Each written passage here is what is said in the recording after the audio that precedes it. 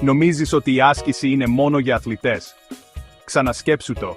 Αυτό είναι για σένα. Πρώτα απ' όλα, ενέργεια.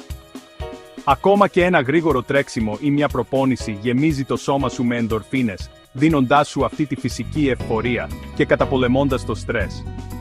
Μετά, η καρδιά σου γίνεται πιο δυνατή, αντλώντας αίμα πιο αποτελεσματικά, πράγμα που σημαίνει περισσότερη αντοχή για την καθημερινή ζωή.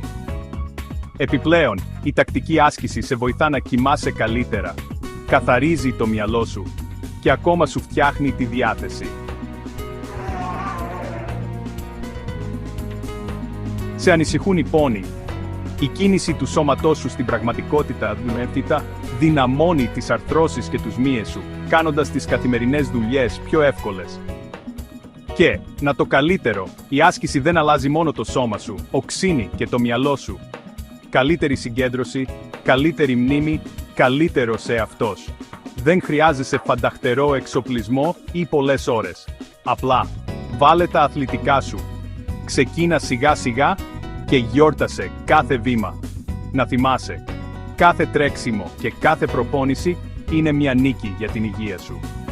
Λοιπόν, γιατί να περιμένεις? Ο καλύτερός σου εαυτός είναι μόνο μια κίνηση μακριά.